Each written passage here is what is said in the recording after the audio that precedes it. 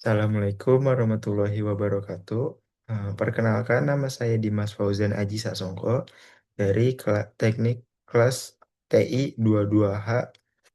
Di sini saya akan menjelaskan bagaimana pembuatan PCB atau Printed Circuit Board menggunakan proses machining, at- yaitu milling.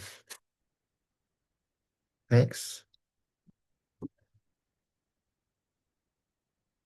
Sebelumnya, di sini saya akan menjelaskan apa itu PCB atau Printed Circuit Board. Eh, PCB atau papan sirkuit cetak adalah papan datar yang berterbuat dari bahan isolator. Isolator yaitu tidak menghantarkan listrik yang di atasnya terdapat jalur-jalur konduktif yang biasanya terbuat dari tembaga yang dicetak. Jalur-jalur tembaga inilah yang berfungsi sebagai jalan bagi arus listrik untuk mengalirkan antar komponen elektronik. Komponen-komponen elektronik seperti resistor, kapasitor, IC, dan juga yang lainnya.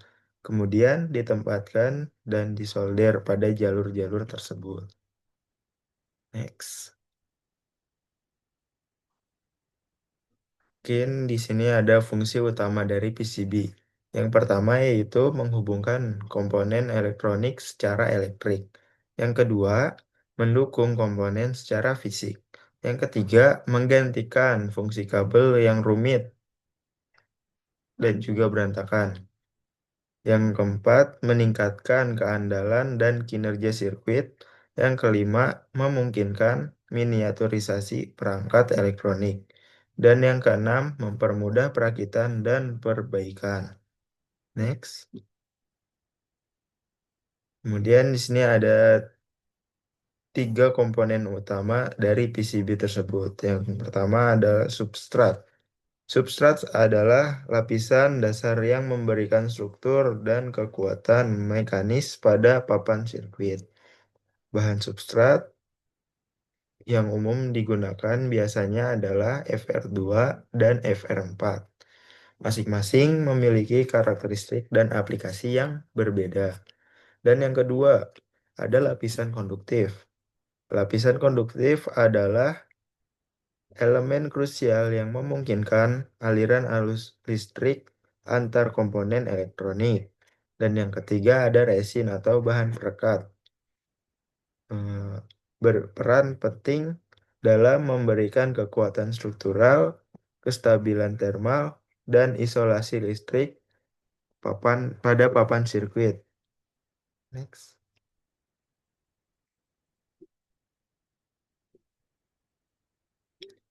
Di sini ada beberapa tahapan dalam proses pembuatan PCB. Yang pertama ada desain, skematik, dan layout PCB. Yang kedua ada persiapan bahan dan mesin CNC. Yang ketiga ada pemrograman dan kalibrasi mesin CNC. Yang keempat pemilihan dan pemasangan alat potongnya. Kemudian ada proses milling, pembersihan dan inspeksi, dan juga finishing dan pelapisannya. Next. Mungkin tahap pertama, desain, skematik, dan layout PCB. Mungkin untuk membuat desain PCB, sebaiknya menggunakan software seperti Eagle, KiCad, atau Altium Designer. Setelah desain selesai, ekspor file ke format Gender dan Epsilon yang berisi informasi jalur sirkuit dan lokasi lubang pengeboran. Next. Kemudian tahap kedua, persiapan bahan dan mesin CNC. Siapkan papan PCB berlapis tembaga, biasanya FR2 atau FR4, sesuai ukuran desain. Kemudian bersihkan permukaan papan dengan alkohol isopropil untuk menghilangkan debu dan minyak. Kemudian pasang papan ke meja mesin CNC menggunakan pita dua sisi atau sistem vakum untuk mencegah pergeseran selama proses milling. Next.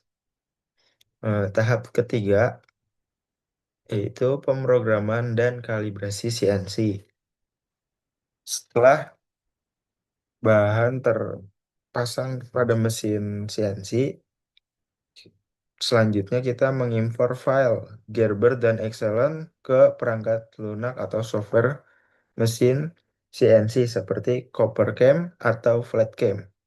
Kemudian atur jalur pemotongan untuk proses engraving atau proses menghilangkan tembaga di sekitar jalur. Dan hatching untuk menghilangkan tembaga di area yang lebih luas. Setelah itu, kalibrasi mesin dengan mengatur titik nol atau zeroing pada sumbu X, Y, dan Z untuk memastikan akurasi pemotongan. Next. Tahap 4. Pemilihan dan pemasangan alat potong. Mungkin pada tahap ini kita memilih alat toolnya untuk beberapa proses. Yang pertama ada V-bit untuk engraving jalur sirkuit. Biasanya menggunakan ukuran 0,1 sampai 0,3 mm. Kemudian ada end mill untuk pengeboran yang berfungsi untuk pengeboran lubang komponen. Biasanya berukuran 0,8 sampai 1,0 mm.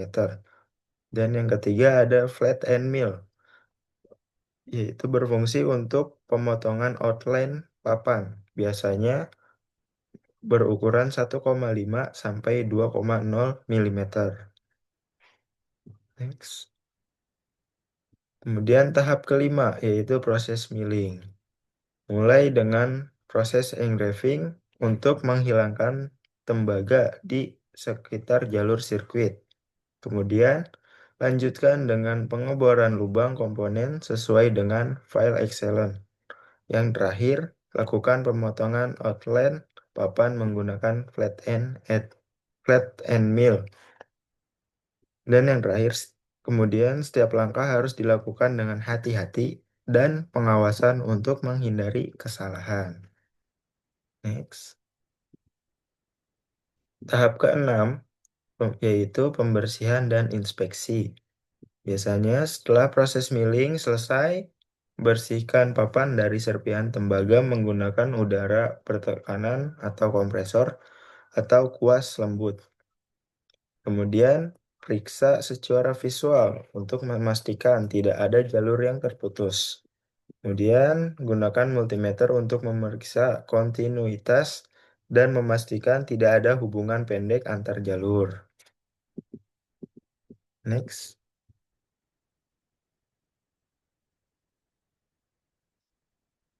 Tahap 7 yaitu finishing dan pelapisan.